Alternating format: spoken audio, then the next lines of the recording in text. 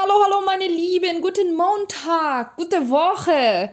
Hoje a gente vai responder a pergunta do Fernando, que me perguntou a diferença entre zu e für.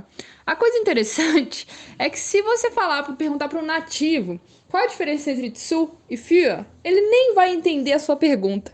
Olha só como é que é interessante. Por quê? Porque pra gente essas preposições são a mesma, significam para. Então a gente tem uma preposição que é para, enquanto em alemão você tem duas.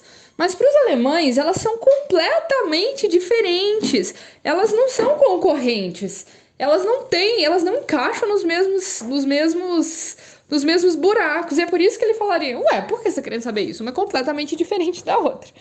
Então, o que eu vou fazer hoje? Eu vou tentar te explicar. Vou tentar, não, vou conseguir te explicar qual a diferença entre zu e für. Vamos lá? Olha só, o zu é uma preposição local na maioria das vezes. E ele vai significar para quando você estiver indo para algum lugar, local. Então, eu estou indo para algum local. O für nunca vai encaixar aí, nunca, nunca, nunca, nunca, nunca, tá? Então, eu digo, por exemplo, wir fahren morgen zu meiner Mutter, que significa nós vamos amanhã para casa da minha mãe. Para casa da minha mãe. O zu significa, inclusive, não só para, né? Mas para casa, no sentido de para a minha mãe. E o zu pede sempre dativa, por isso que eu digo zu meiner Mutter. Wir fahren morgen zu meiner Mutter. Ou, a outra pergunta pode ser, darf er zu dir kommen? Darf er zu dir kommen? Que significa, ele pode ir, né? Para você, ou seja, para sua casa, zu dir, né? O zu é o para e o dia é você. Então, para você, mas no sentido de para sua casa. Então, darf er zu dir kommen? Ele pode ir para sua casa? Ou pode, não precisa ser uma pessoa, né? Porque o zu mais pessoa vai significar então para casa de alguém, tipo zu meiner Mutter ou zu dir, para você, para sua casa. Mas pode ser também um local, tipo um supermercado. Er muss zum Supermarkt gehen. Er muss zum Supermarkt gehen. Ele tem que ir ao supermercado. O zu, ele pode ser também temporal, mas no sentido de um ponto no tempo. Por exemplo, die Apotheke ist zu jeder Zeit dienstbereit. A farmácia é todo tempo, né? Em todo tempo, preparada para servir, no sentido de que ela está sempre aberta. Dienstbereit. Bereit é pronta, preparada, e Dienst é serviço, né? Preparada para o serviço. Ela está sempre aberta. Esse zu jeder Zeit é em todo tempo. A todo tempo, a gente falaria, né? A todo tempo. E esse zu é um ponto ali no tempo. Então, o zu, ele pode ser uma preposição local. Nesse sentido, ele tem o sentido de para, estou indo para algum lugar. Ou ele pode ser uma preposição de temporal, que vai indicar um tempo, um ponto. E aí ele nem mesmo é traduzido como para. Zu jeder Zeit é a todo tempo, né? E o für? Bom, o für é uma preposição modal. Então, quando eu vou falar assim, pra mãe dele, ele é o cara mais bonito do mundo. Ele trabalha para a família dele. Entende? Nesse caso, não tem aí uma ideia de local. Quando eu falo assim, pra mãe dele, ele é o cara mais bonito do mundo, o que eu tô falando? Eu tenho alguma ideia de local? Pra mãe dele, ele tá indo pra casa da mãe dele? Não. Aí é für. Por exemplo, für seine Mutter ist sie die beste Sängerin.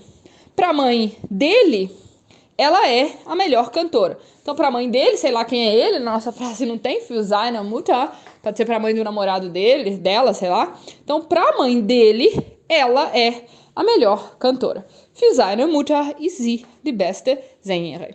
Ou, ela trabalha para sua família, para a família dela. Ela trabalha para a família dela. Sie arbeitet für ihre Familie.